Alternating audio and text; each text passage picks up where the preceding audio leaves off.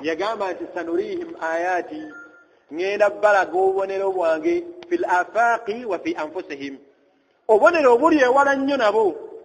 awalam yarau ila at-tayri fawqahum saffati wa yaqbidun abange temulaba ekinyonyi ekyo nga kiri mu bbanga awo ensi yagiseeyamu nekyanjuza ebiwaatu nekyanjuza nekibissa kabonero omuddu ategeere Allah n'agamba nti wafi anfusihim nabo bennyini Allah yatugamba nti wafi anfusihim afala tubsirun lwaki tofaanana mukyalawo omwana we akula wekanganga oyo butamutuuka olinayo akadde konna kumulaba nga akula kabonero akamala omuddu alina obwongo obulamu okwawula Allah subhanahu wa ta'ala n'okugonda ng'alabye obubonero bwa Allah. Firawuni obwongo bwanafuwa bategeka olunaku baleeta abashiriku abannafeemu bagamba nti yaleeta abashiriku emitwalo emeka emitwalo 3 ne batandika okwolesa era Allah tunyuza Allah tabaraka wa ta'ala nti baasuulanga emiggo gyabwe nga bagamba nti bi'izzati firawuna olw'ekitiibwa kya firawuna gifuuke emisota naye baaluga amaaso g'abantu bano era Allah nga batunyuza mu Qur'an wenjagadde Musa Allah subhanahu wa ta'ala atunyumiza naye n'amugamba nti fa alqi asah naawe suula ki suula omuggo agenda okusuula omuggo ne gufuuka omusota ne gugenda nga gumira obusotasota bw'abashiriku bali ng'abantu bonna Firawuna yali atudde mu ntebe bw'ati n'atandika okutuuyanirira nga lawo obusota babumalawo bagenda okulya akasembayo ng'ayimiridde ati n'akwata omuggo Musa agenda okugira bati gufuuka omuggo n'ayimirira mukama wange ki ky'ogamba bano abashiriku emitwalo 3 bonna baalaba akabonero kamu Allah yagamba nti fa ulqiya as-saharatu sajidin aw sujjada ku aya endala abashiriku bano bonna ne bagenda ku sujud ne bagamba nti amanna birabbi Musa wa Harun tukkiriza katonda wa Musa tukkiriza katonda wa Haruna akabonero abange obubonero bumeka Allah tabaraka wa ta'ala bannayuganda obubonero bwatulaze tumwawule nga tukyalina ebigali tukyalina ebibbo by'abalongo abakyafuwa emmindi abakyala abakyawa babbawa eddagala ly'obwagazi babaagale n'ebirala ebifaanagana mu ebityo abadde omusiraamu ddala omusiraamu oyinza okusonda ssente z'amasiro awakaawa naye watuufu masiro basalirayo eswala mmeka subuhi gye basalirayo nga ffenna tukakasa nti yessaba erisinga obunene mu Uganda bwe si mu Afirika naye gye tuteeka 10 naye ng'ebiryo bya buwangwa kusamira kujoga Allah awo baganda mulyanga muggwerera musiriira n'abasoga be bati bwe bafaanana ewannadyope bugembe bali awo balina ekiggwa kinene bagendayo ne basamira basoga abange twegendereze abalagu ba Firawuna baalaba akabonero kamu ne bavunnama ne bakkiriza bamanya nti kati waliwo ate bino tubadde mu muzannyo waliwo ayina amaanyi agaddala lino libadde eddogo Firawuna eyali yatamiira obukulembeze abaanukula ekigambo kino ye ng'obwongo yatamiira takyategeera yatamiira bukulembeze kyava bagamba nti amantum lahu qabila an azana lakum mukkiriza mutya omusajja oyo ne mukkiriza katonda wa Musa ne mukkiriza katonda wa nga sinaba bakkiriza mumukkirize n'abagamba nti la uqattu'anna aydiyakum wa arjulakum min khilaafi wa la usallibannakum n'abagamba nti ngenda basala nga bwe mukkiriza Allah ekiddako eki ngenda basala nga bwakusalako omukono ogwa ddyo okugulu atwala kwa kkono akusala vertical naye ng'abalanga ki kukkiriza Allah tabaraka wa taala kiki balanga abasiraamu be Uganda kukkiriza Allah wama naqamu minhum illa an yu'minu billahi al-aziz al-hamid mbulirayo ensonga emu kyebalanga abasiraamu be Uganda nga si busiraamu ensonga eki sente nnyingi kuba ate n'omwavu naye bamusiba kusoma nnyo ng'atasome bali mu makomera be batawoza be batalina bwogerero akaseera kajja katambula waliwo akaseera akagenda okujja nga tulina ashura ye Uganda wallahi imma tujjajjiraba wate tujjajjiraba naye nga labudde ejja kukola ki ashura ye Uganda nga yawmul ashura naye nga ye Uganda walau baada hin ne wanaayita emyaka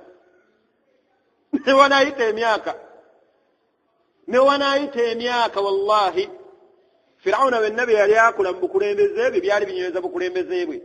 ne akhir mataf agamba abasajja bano tugenda basala ngenda basala sigenda koma basala ko mikono n'amagulu oluvannyuma ngenda bamamba ku miti gy'entende ng'akusiba ku muti gw'entende naye ng'olina omukono kumu n'omugulu ki n'omugulu ogwo naye ng'abalanga ki busiraamu bwabwe abasajja bano bamaanukula ne bamugamba nti lan nu'thira laka ila ma jaa'ana min albayinat Firauna tetukyayinza kukugondera olw'amazima gano agatujjidde oba otutta oba otubaaga oba otubamba ku misalaba oba otusiba mu makomera tuvundireyo lan nu'thira laka faqdi ma anta qad innama taqdi okulamula ku kwa duniya waliwo alina okulamula okusembayo abasiraamu be Uganda abange waliwo alina okulamula okusembayo waliwo akaseera akagenda okujja mu maaso awo yasalunaka ani ssaa'a bwe bakuuza ku qiyama Allah subhanahu wa ta'ala muayina lalaga nti innahum yarawnahu ba'ida wa narahu qariba qiyama balabanga eri wala naye waliwo akaseera akagenda okujja nga Abdul Karimu agasimbagana ne yamutta yamukuba amasasi na buli yenna yali olukwe w'okumutta buli yenna waliwo akaseera akagenda okujja nga kirya ayimiridde mu maaso ga Allah ne yamutta nga Allah amulaze omubaka sallama yagamba nti ono gwe batta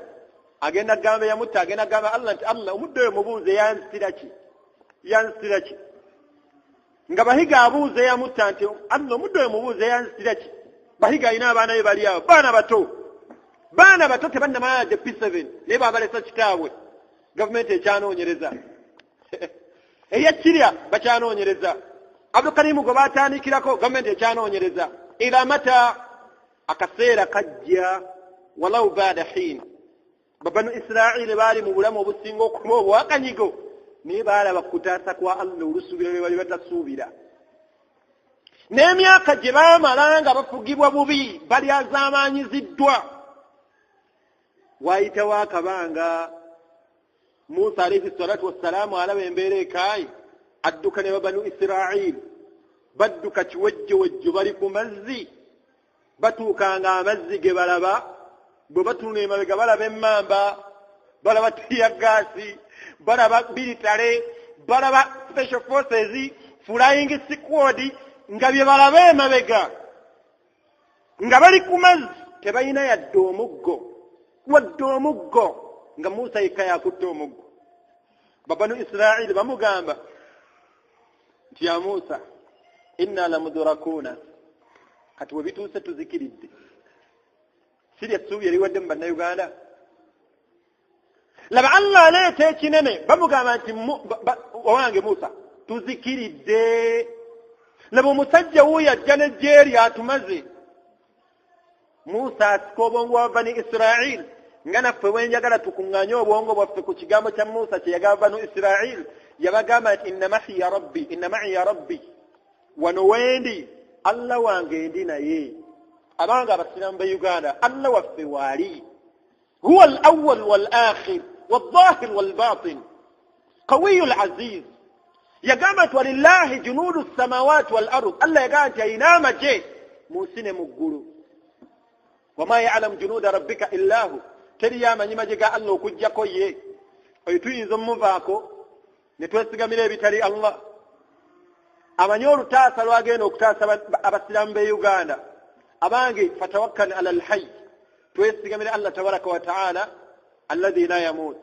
atafa atawangulwa la yakhsha dawa'in atayina gwatya atayina bino lugero oba bino temuli abaddu abamu babuuza bannabbi baabwe nti man ashaddu minna quwwa abantu ba Aad qawmu Aad bakonanga ennyumba zaabwe min aljibaali buyuta bakolanga ennyumba zaabwe mu mayinja mu nsozi nga bamogozanga lobati naye baliwa n'amaanyi ge baali balina nga obusozi empukulu era zetweyagaliramu abamu bagamba nti ebimu ebifo byabwe byalifaanana bubi ng'atakula butakuza ati n'akolawo ennyumba neyayingira neyeebaka ne Allah subhanahu wa ta'ala arsala alaihim rihan Allah yaleeta mpewo abasajja amaanyi ge baali balina Allah yaleeta mpewo ng'ekwata essajja eribadde ery'amaanyi n'erikuba ku muti n'eddamu n'erikuba wansi n'erikuba ku lusozi egenda oddissa wansi nga limumeetisa obufiififi baali b'amaanyi ng'onyuma baleera abamucaka wakwatidde bali Musa alayhi salatu wassalam bani Israili nga maliriza bamugamba nti Musa tuzikiridde asika obwongo bwabwe abuzza eri abagamba nti abange mubadde ki Allah waali sayahdi agenda kumbulira ekyokukola Allah yagamba nti wa awhayna ila Musa an adrib bi asaka al-bahr namusaako obubaka namugamba nti Musa kwata akaggo kakone kuki ku nnyanja muggo ng'obunene bwagwo tegwenkana payipu ya muzikiti yali atambula nagwo kaggo ka lusaago nga bwona atambula n'akaggoko obunene bwagwo tegwenkana muti gwa ffene naye nga Allah yakateekamu ebibala ma'aribul ukhra kalimu ebirimu Firauna byali tamanyi akwata omuggo akoona ku mazzi temugamba kuba koona waliwo okukuba n'okukoona tebyawuka yagamba nti koona n'akoonako pa Allah n'ateekamu amakubo 14 ebika bya bani Israili ne badduka ne basomoka Firauna agenda okufuba bwati nga bayingira taqulu siyar ebyafaayo bigamba nti omusajja ono aba ayingira bw'atyo oba aba anaatera okutuuka endogoyi zino ze yaliko ne zeesika kabonero akamulaga nti komaawo abasiraamu bajje mu makomera komaawo abasiraamu tobatta komaawo tobalyazaamanya komaawo olutamiira lwe yatamiira obukulembeze abasajja bennyini ne bawulira nga batidde ekyamagero kye baalaba abasajja bano namugamba nti mukama waffe twalikomye wano ngera bw'oyinza okufunayo abayinza okuwabula gwe bawulira namugamba nti naye abasiraamu waali batadde tebalina musango abasiraamu bajje mu makomera abasiraamu baleke abasiraamu tebabatta omusajja ono Firawuna kyava agamba bano abaali bamuko naga nti ebyo mulaba nze mbikola mujje tugende ne bayingira Allah subhanahu wa ta'ala ati min surati al-Dukhan yagamba Musa nti waturika al-bahra rahwa Musa agenda okufuna bwati nga mutuufu basomose abasajja bajja bayingira nabo bagenda kusomoka obanziremu nkonekoba n'abeerawo ng'ali puzzle tamanyi kiki abaddako Allah tabaraka wa ta'ala amugamba nti todda gwe nnyanja ki totawana na nnyanja gwedde eri kati olabe ekiddako abasiraamu mu Uganda walaw baada hin ne wanaayita emyaka Allah subhanahu wa ta'ala ajja kuwanguza obusiraamu buno inna nahnu nazzalna adh-dhikra fa inna nahnu lahafidhun Allah agamba nti obusiraamu buno bubwe era yagenda obukola ki obwekuumira eno ddiini ya Allah okutta ne boona oli ne bwanatta abasiraamu okuva e mashariki mpaka e magharibi abanayimirizawo obusiraamu bajja kuva ku mugongo gwe oli ne bwanatta abasiraamu okuva e mashariki okudda e magharibi waakiri abanayimirizawo obusiraamu banaava ku mugongo gwe Musa Firawuna si yalera Musa yamulera naye ataasa eddunya Allah ng'ava mu lubiri abasajja bano Musa awulira Allah kyamugambye asiika ne bani Israili balabe ki ekiddako musajja ajja n'emmamba ayingira mu mazzi aba yakatuuka wakati Allah n'alagira amazzi nti katita n'awatta agali geekutte wabbali ne gata agenda okanga gajja wuushu Abaganda oba abagobi balina kaida egamba nti atakulekera tomulekera ennyanja ekutte okola ki obutufu obufaanana bwe butyo mbwe ennyanja ekutte okola naawe omira nawe togirekera omire ki era onye kigero ki tolaba etegere naffe faanana bweti. Firawuna agenda okulaba nga amazzi anywa n'anywako kye yasobola. Musajja watu miskini jahir gamutuuka eno mukamwa agamba nti amanna. Bannanga amanna nzikiriza. Abasiraamu tubajje mu makomera nzikiriza. Abasiraamu tubateetu nzikiriza bannaye amanna. Malakul mauti olwagiraba gonna mweru naye aganye akaseera kajja ng'agiraba ati yatawafaakum malakul mauti alladhi wukkila bikum. Allah yagamba nti walaw kuntum fi burujin mushayyada. Malakul mauti newobeera mu State House, nobeera mu White House, nobeera mu nnyumba nga agayumba temumanyi balina agayumba nga bagazimbisizza njazi. Yagamba newonabeera mu mayumba nga bagazimbisizza njazi, muyina okufa. Wakiyita ofa emmere gy'olidde oba juyisi n'akutugga gw'onywa otya ssasi ng'ogenda kufa tulo. Firawuna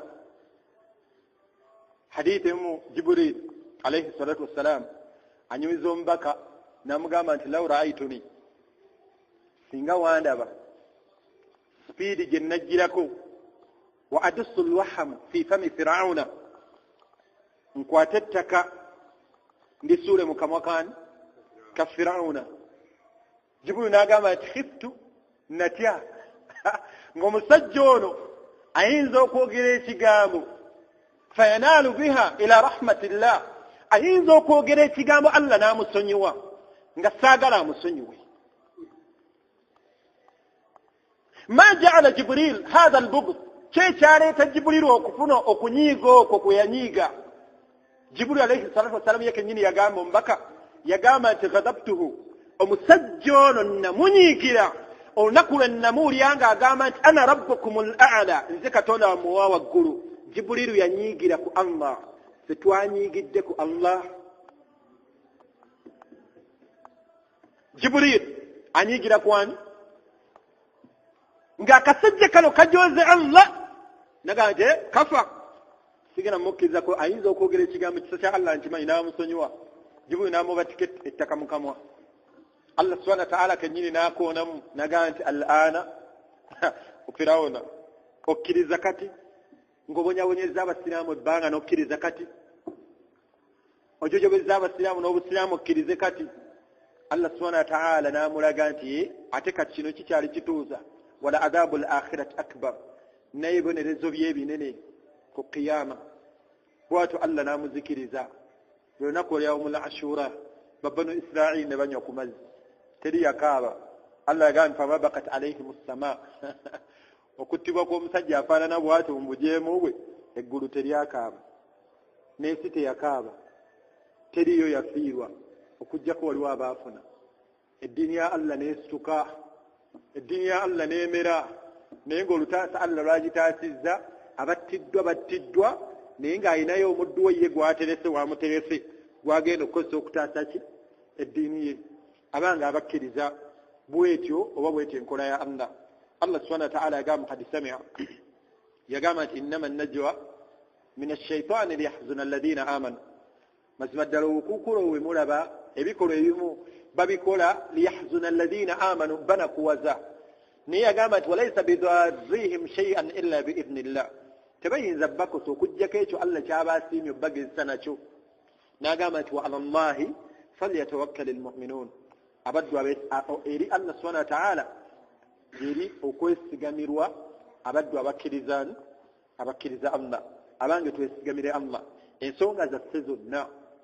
Allah subhanahu wa ta'ala abasiraamu tuddeyo tusome Qur'an, atunnyonnyola bulungi nnyo Allah embeera ze, ebikolwa bye, okutaasa Allah kwataasa, talemererwa. Abange tulongoose enkolagana yaffe ne Allah, Allah subhanahu wa ta'ala ajja tutaasa. Allah talina muddu gwe yateeka ku nsi kuno ng'agenda kuwalako, ng'agenda kuwangaalako lubeerera na lubeerera, wabula ayina akaseera ke yawa buli omu. Bingi bye twagala, omuddu ne yeegomba nti singa bafuga mpaka lwe nnaafa,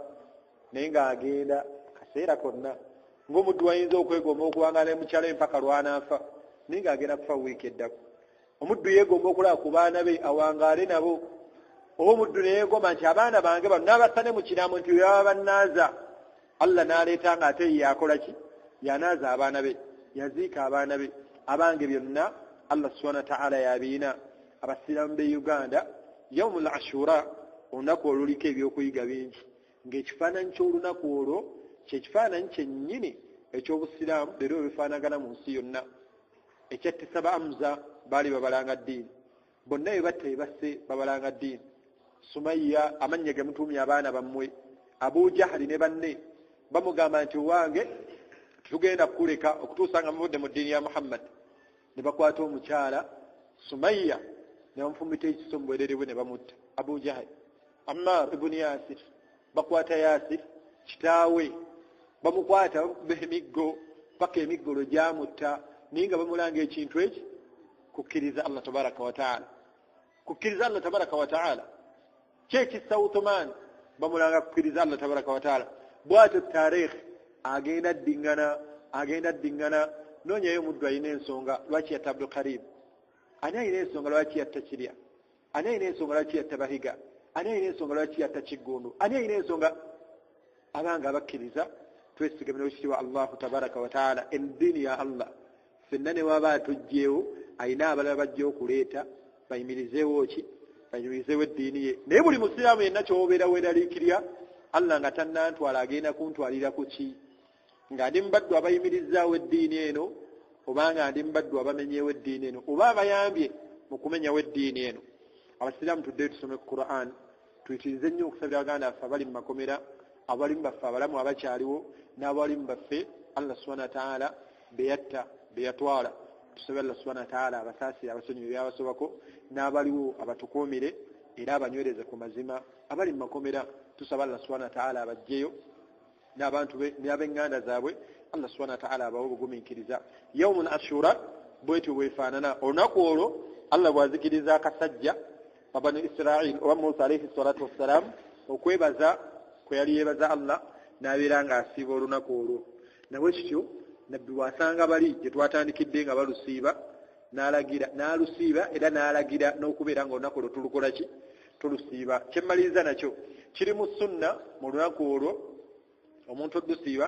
kuba basahaba bamugamba nti wange omubaka olunaku olwo ate ng'abayahudi balusiiba naffe ate tulusiibe lwaki babuuza ekibuuzo ekyo basahaba tebayagalanga kwefaanaanyiriza bantu batali baki basiraamu fe abalina okukoppebwa bali abatali baki gubadde mulembe guno ngunvuuka asala ekimemeya ng'ate yeegomba abayaali n'omusanga ayambadde balansi fulayi eri wansi mu bisambi ayambadde empale simanya baziyita dameji mpozi era nga n'obwongo dameji bwatyo bwafaanana tambula ajagira ati alinga alina ensanja bavu naye alaba kyekiri ku mulembe naye nga obusiraamu gwalina okuba ekyokulabirako abange tubeere ekyokulabirako basaba babuuza omubaka bamugamba nti owange omubaka tusiibe olunaku olwo ng'ate n'abayahudi balusiiba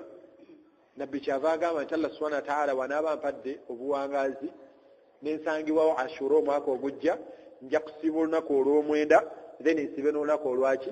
olw'ekkumi ayawula wakati waki w'abasiraamu n'abatali baki n'abatali basiraamu faidhan omusiraamu yenna kiri mu sunna okubeera nti woba osiiba ennaku ezo osobola okusiiba olw'omwenda n'osiiba n'olw'ekkumi amanyi ne bagamba nti era osobola okusiiba olw'ekkumi n'osiiba n'olw'ekkumi n'olumu bw'oba tewasiibirwa mwenda amakulu olusiiba n'osiibirako olunaku okwawukana ku nsiiba y'abayahudi n'abanasala gye baali bakola ki gye baali basiibamu bwetyo eddiini bwefaanana naye nga mbalamira obugumiikiriza n'ebigambo byaffe okubeera ebitono wabula ebikolwa byaffe bibeera ebingi mirimu emirungi n'okuyitiza okusaba Allahu tabaraka wa taala eno eddiini ya Allah yagyeyimirira ye talina mulema talina ali waggulu we fenna tugenda kudda mu maaso ga Allahu tabaraka wa taala nsaba Allah subhanahu wa taala abamalire abaagale subhanaka Allahumma bihamdika nashhadu an la ilaha illa anta nastaghfiruka wa natubu ilayk assalamu alaykum wa rahmatullahi wa barakatuh. نعم. عليكم السلام.